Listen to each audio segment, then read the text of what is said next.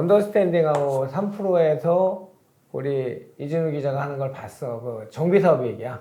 아, 재건축, 재개발. 되게 감명 받았어 나는 신도시? 개인적으로. 그 얘기 좀 해주지. 이게 조금 전에 말씀드린 앞으로 30년, 40년 후에 그 인구 감소, 고령화가 이제 거의 명확해진 대한민국의 부동산 시장, 도시의 상황은 어떻게 될 거냐는 예상과 아주 직결되는 변수예요. 결론부터 말씀드리면 집을 새로 짓기가 매우 어려워질 겁니다.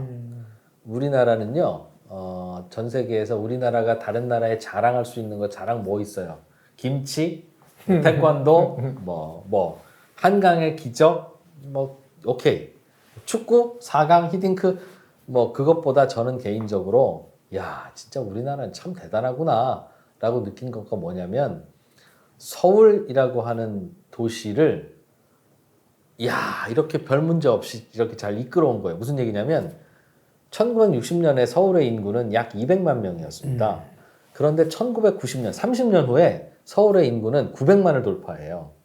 그런데 전 세계에서 900만 가까이 되면 이제 메가시티라고 대도시들이거든요. 전 세계 선진국, 후진국 가릴 것 없이 대도시 중에 30년 만에 인구가 200만에서 900만까지 4배 이상 늘어났는데 폭동 안 일어나고 사람들 길에서 죽지 않으면서 다 받아내서 이런 도시를 만들어낸 나라는 전 세계에 유례가 없어요. 서울이 유일하다고 하면 이 분야 전문가는 야, 2% 이진우 너 네 말은 뭔지 알겠는데 하나 더 있어 이렇게 얘기는 하세요.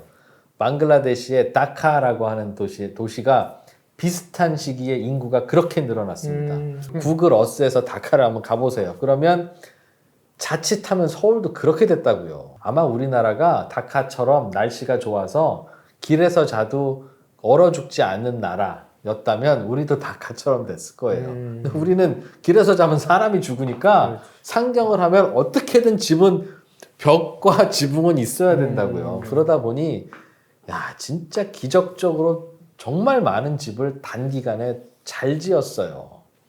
그래서 이런 기적적인 일이 안 죽고 사는 기적적인 일이 벌어진 나라라고요. 진짜 우리는 스스로 거기에 대해서 제일 감탄해야 됩니다. 그런데 그렇다 보니까 집을 900만 명, 1000만 명이 사는 도시를 만들 때 집을 급하게 대충 지었어요. 사실상 우리는 캠핑 중이라고 생각하시면 돼요.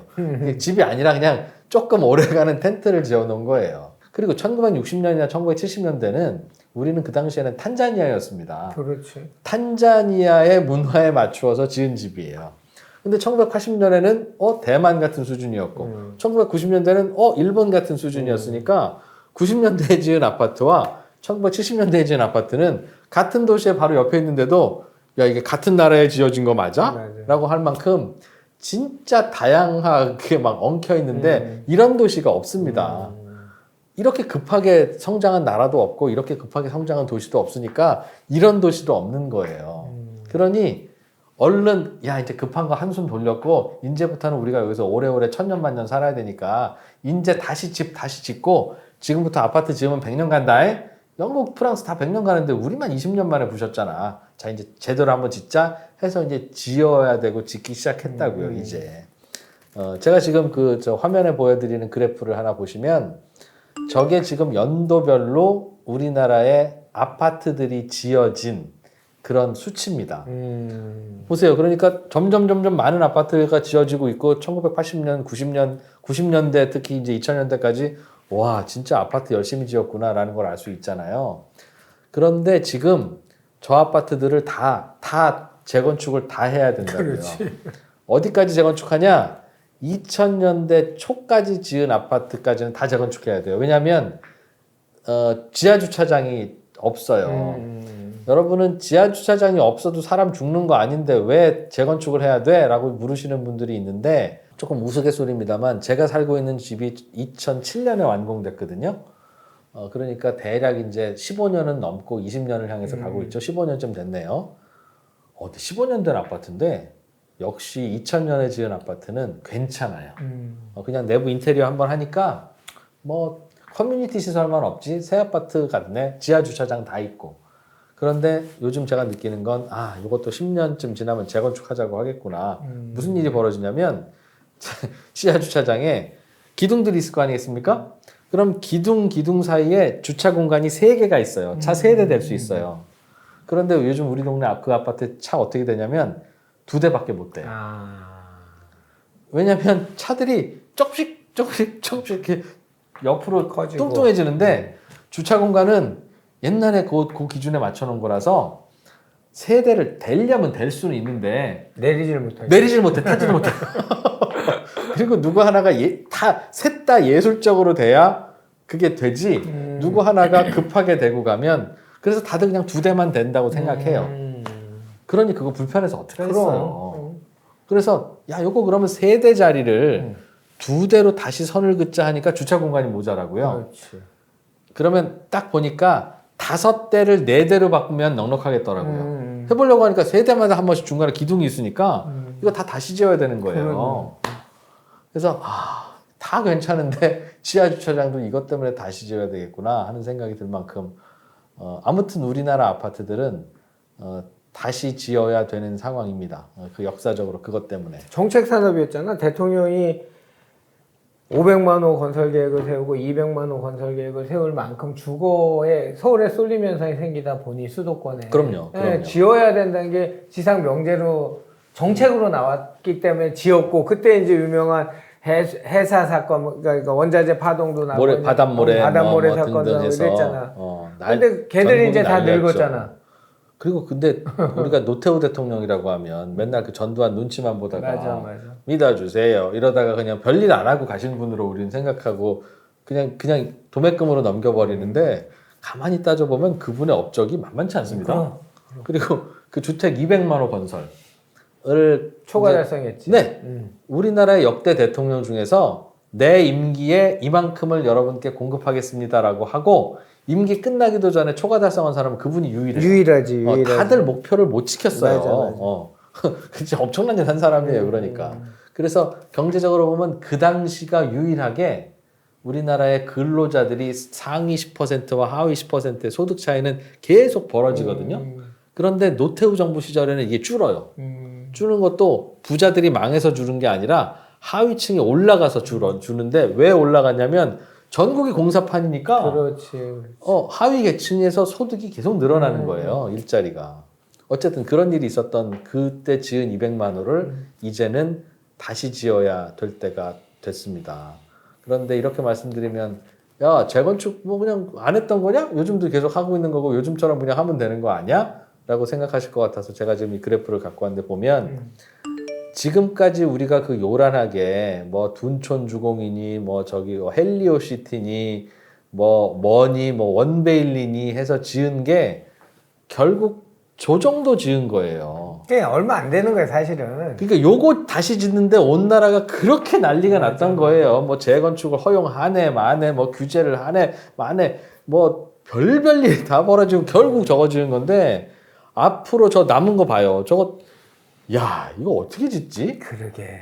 생각해야 되는 건데 이거 부수고 다시 짓는 게 생각보다는 어렵습니다. 지금까지 했던 거 조금 더 열심히 반복하면 되는 거 아니야? 아니에요. 절대 안 되지. 지금까지는 재건축 합시다. 뭐 하면 뭐 얼마 주는데요? 4억. 됐어? 오케이? 된다고요. 왜냐면 그냥 허허벌판에 넓은 땅에 5층 아파트 부셔서 20층 만드니까 뭐 별로 고민할 게 없어요. 근데 지금은 무조건 다 분담금 내야 되고요. 분담금을 내도 재건축이 안 되는 아파트들이 서울에도 의외로 많아요. 여러분도 이제 뭐 아시겠지만 이 아파트가 재건축이 되냐 안 되냐 이걸 심플하게 알 수 있는 방법이 있습니다. 그냥 용적률은 똑같다고 생각하면 지금 아파트 낡은 아파트 가격에다가 아파트를 새로 짓는 데 들어가는 공사비를 더한 가격이 그 동네 주변에 막 입주한 새 아파트 가격보다 높으면 이건 재건축 못해요. 예를 들면 현재 5억인데 동네 똑같은 동네에 길 건너면 같은 평수의 새 아파트가 가격이 10억이에요. 그런데 공사비가 가구당 5억이 들면 이거는 해도 그만 안 해도 그만 똔똔입니다. 근데 이런 건 안 될 가능성이 높아요. 왜냐하면 야, 앞으로 재건축할 때 무슨 변수가 있을 줄 알고 겨우 해도 똔똔인 짓을 하니 나는 그냥 내가 5억 들여서 지금 30평짜리 낡은 아파트가 나중에 30평짜리 새 아파트가 된다고 하면 그냥 이거 아파트 5억에 팔고 어차피 내 돈 5억은 들어갈 거니까 10억 만들어서 길 건너 새 아파트 사지 내가 이걸 왜 재건축을 해. 이렇게 되니까 실제로는 낡은 아파트가 5억이고 그 부담금, 건설비가 5억이면 바로 길 건너 새 아파트는 한 13억, 14억 가야 돼요. 그렇지 않으면 이건 재건축 못 합니다. 근데 이런 일이 어디 시골 면 단위에서 일어나는 일이 아니라 서울의 웬만한 지역에서 요즘 그렇게 벌어지고 있어요. 새 아파트 가격이 잘 안 오르고 공사비는 올라가고 그러다 보니까. 그러니까 이게 예전처럼 잘 안 됩니다. 예전에는 조합은 으쌰으쌰 좀 해보려고 하고 정부가 규제를 하는 바람에 잘 안 됐는데 이제는 정부가 정신 차리고 좀 하세요 하더라도 안 될 가능성이 매우 높은데 왜 옛날에 되던 게 왜 안 돼? 계산서가 달라져서 그렇습니다. 그렇다고 정부가 뒷돈 찔러주고 하면서 아파트 재건축하라고 할 수 있어요? 그래도 우리나라에서 잘 사는 사람들, 자산 많은 사람들이 갖고 있는 자산인데 그러니까 이건 이래도 안 되고 저래도 안 되고 참 답이 없는 오로지 전 세계에서 한국만 고민하는 그런 문제입니다.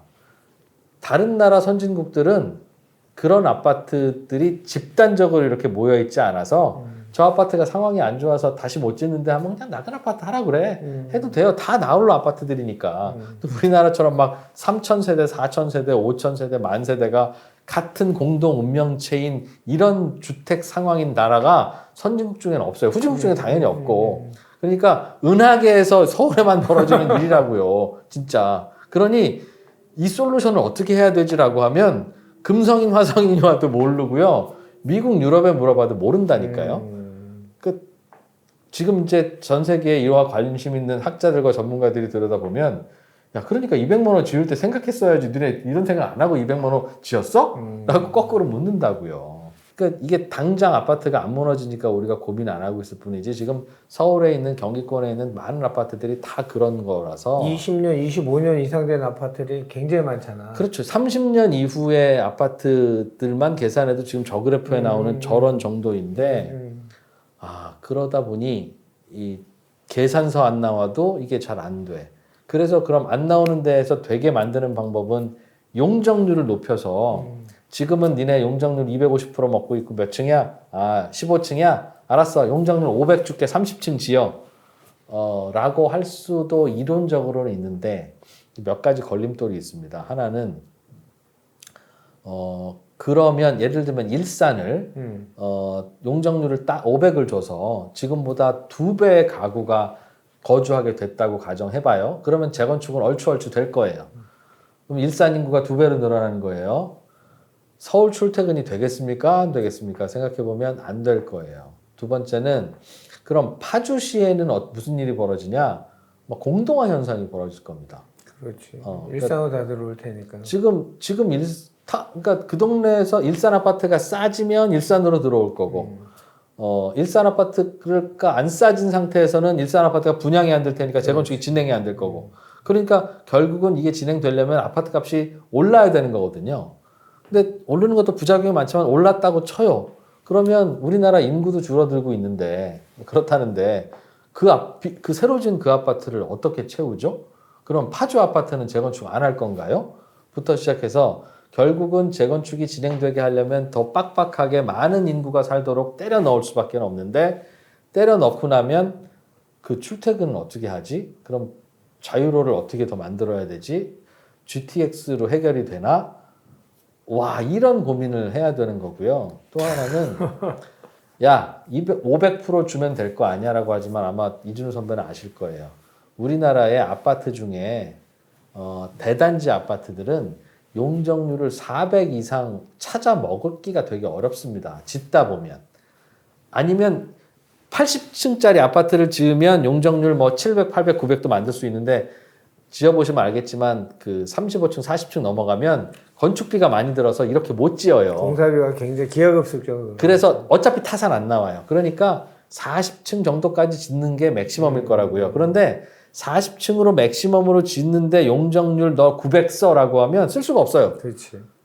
문 열면 그러니까 앞집과 우리 집이 이렇게 가까이 있을 수는 없잖아요. 그래도 저기쯤 있어야 옷도 갈아입고 할 거 아니겠습니까?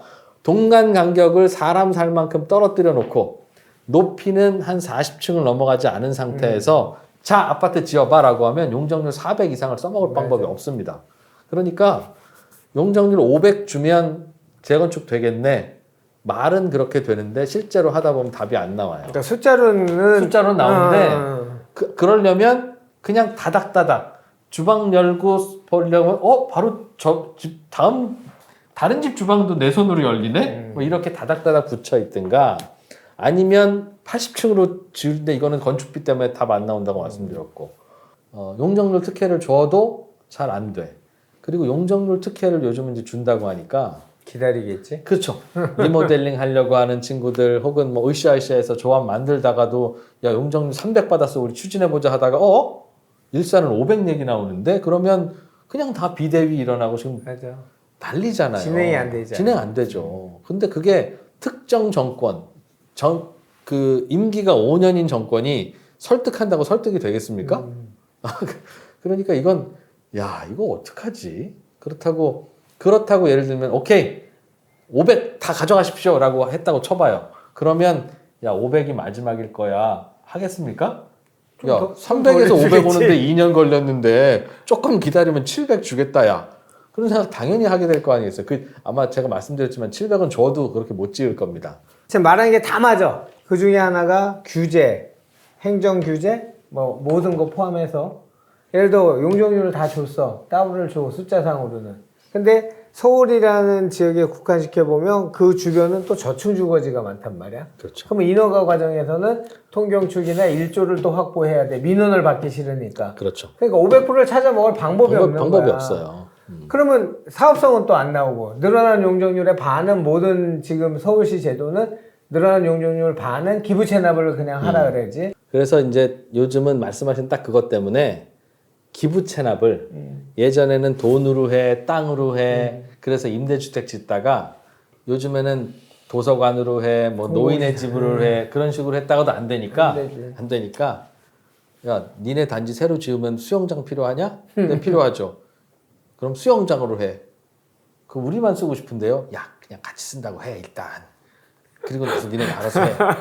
그렇게 바뀌고 있어요. 그러니까 심지어는 야 한강으로 나가는 바로 그 직결도로 있으면 니네 아파트 좋겠지. 그거 짓고 그 기부 체납해. 세상에. 그러니까 그거 해주고 있다고요. 사실은 지금까지도 야 공원 기부 체납해라고 하면 공원 기부 체납했는데 기부 체납한 공원을 가보면 그냥 그 아파트 공원이에요. 그렇지. 이 아파트 주민들 말고는 접근이 안 돼.